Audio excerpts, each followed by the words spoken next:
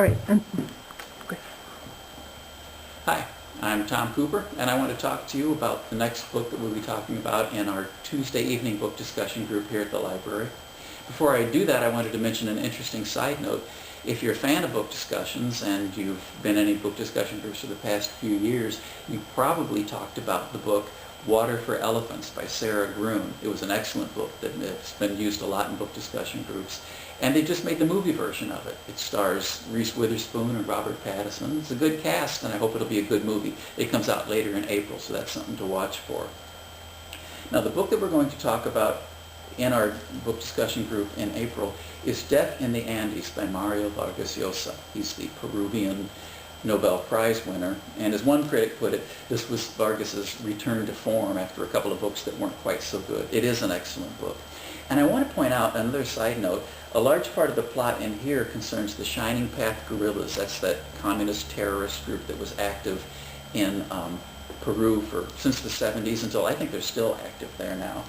That reminds me of another book that was very popular in book discussion groups, which was Bel Canto by Ann Patchett. Several years ago, everybody was talking about this book in their book discussion groups. It concerned some people who were taken hostage by a group of terrorists in South America. It never really said Shining Path, never really said Peru, but I think that's what everybody thought it was. And interestingly, I was always waiting for them to make the movie of this book. The main character in it is a beautiful operatic mezzo-soprano, and I thought it was the perfect role for Renee Fleming to play. Renee's getting a little old to play that role now, so they better hurry up and make that movie.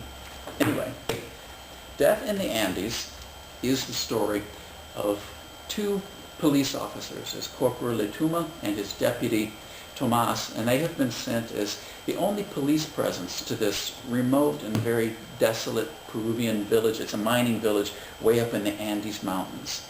And it is a mining village, but there's not much mining going on. The mine is nearly bankrupt.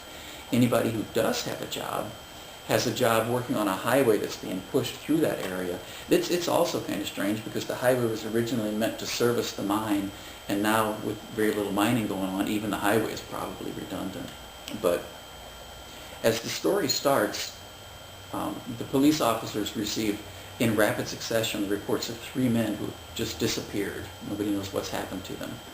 And immediately they suspect the Shining Path guerrillas, the terrorists who are active in the areas. But as Letuma points out, the Shining Path don't disappear people. They murder you in gruesome, obvious ways and then take credit for it. So this doesn't sound like that. So they begin their investigation, and the investigation doesn't go very well at first. The miners are secretive and insular, and they won't share any information with these police officers.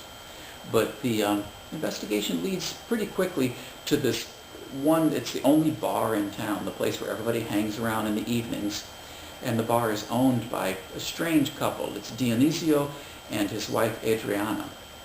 Dionisio is this older, drunk, sleazy character who what he likes to do is get all the miners drunk at night and get them dancing and kind of encourage them all to have homosexual activities with each other. It's funny, they're all lonely. There are no women in the village, except, of course, for Dionisio's wife, Adriana. She is a haggard old woman who's reputed to be a witch. She tells fortunes. She tells fortunes by throwing coca leaves for people, and that all kind of enhances her reputation as a witch. So at the same time, there's another story going on, the story of Tomas and Mercedes, the woman that he's in love with. Mercedes is a prostitute whom he is rescued from a savage beating at the hands of one of her customers. This customer is an influential gangster, and Tomas kills him. And so he and Mercedes have to kind of take it on the lam. There are people after them. And Mercedes is less than grateful to Tomas for rescuing her. She's not nearly as in love with him as he is with her. And so, they have to run, go on the run for quite a while throughout the story because there are people after them. Both of these stories resolve in an epilogue to the book. And the resolution of the two stories, of the disappearances and of Tomas and Mercedes, kind of shows you some of the worst of human nature and some of the best of human nature. It's one of those kind of books, and it's great storytelling, lots of really good characters, a good historical setting, and a lot of cultural things to talk about. So I think it'll be a good book discussion, and I hope that you will join us. It'll be on Tuesday evening at 6 o'clock, April the 12th, right here at the library. There's copies of the book you can get in the MLC or here at the library, and I hope you'll join us then. Thank you. Just push this down. Yeah.